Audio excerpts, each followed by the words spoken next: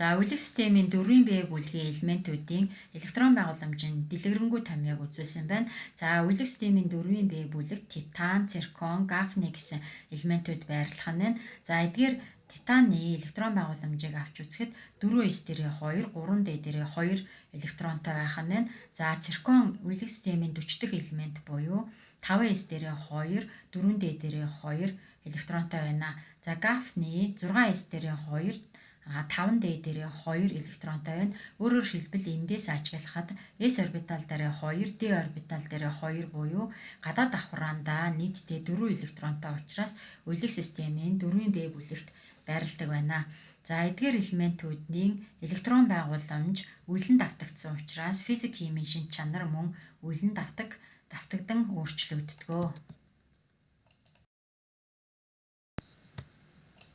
За эдгээр зургуудад 4B бүлгийн элементүүдийг харуулсан байна.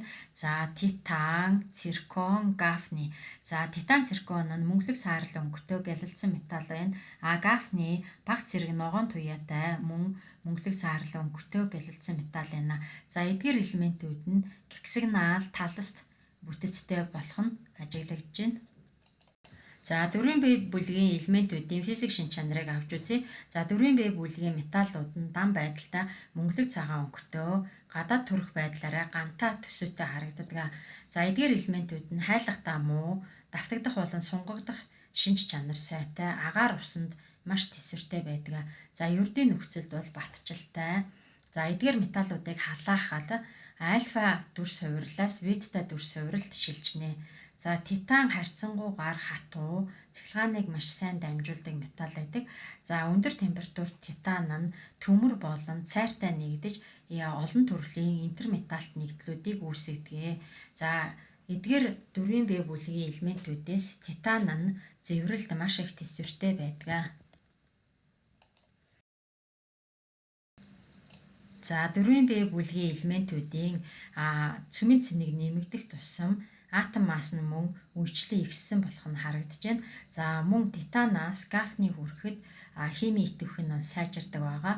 За эдгээр элементүүдийн металл шинж чанар нь титанаас гафни хүртэл өсөх нэ. За титан нь саарал өнгөтэй металл гэдэг бол циркон саарал өнгөтэй зөөлөн металл, гафни бол мөн зөөлөвтөр ногоон туяатай саарал металл ахнэ. За нэгтийн хувьд авч үзвэл титанаас циркон хүрэхэд нэгт бага хэмжээгээр өссөн болвол гафнигийн нэгт нь эрс өссөн болох нь харагдаж байна.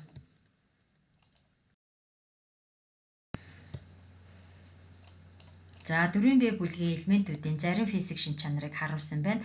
За эндээс ажиглахад хамгийн их цахилгаан сөрөг чанар ихтэй нь титан буюу түүний цахилгаан сөрөг чанар 1.5 байна. За титанаас гафни хүрэхэд цахилгаан сөрөг чанар тогтвортой буурсан байна. Өөрөөр хэлбэл титанаас гафни хүрэхэд металл шинж чанар ихсдэг учраас цахилгаан сөрөг чанар бол буурсан ажиглагдаж байна. За титан нь хамгийн их цахилгаан сөрөг шинж чанартай учраас түүн дээр хасах 1 гэсэн эсэлтлийн зэрэг бол илэрдэг байна.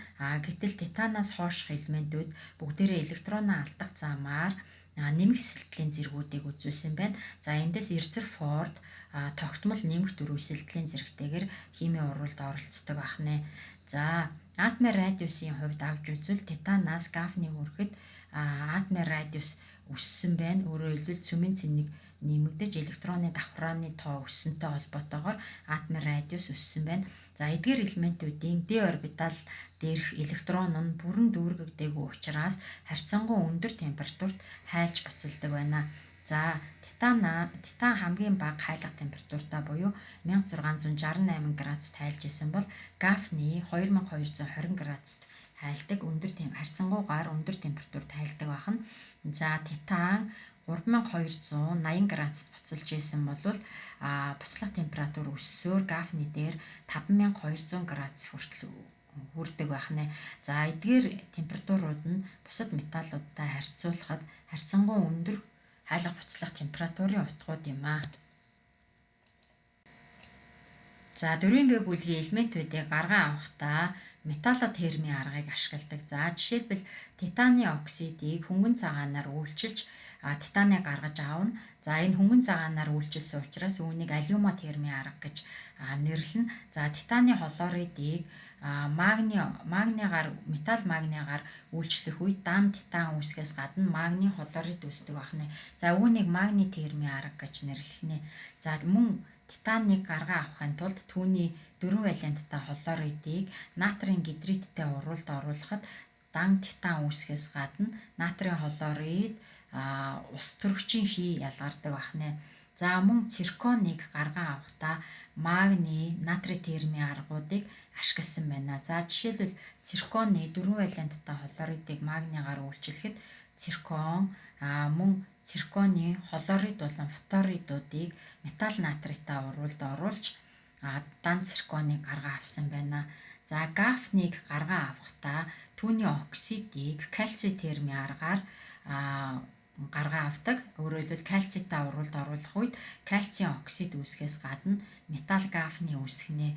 За мөн гафнын 4 валенттай хлоридыг натрий термийн аргаар буюу натритаа урвалд оруулах үед дан гафны үүсгээс гадна натрийн хлорид үүсдэг болно.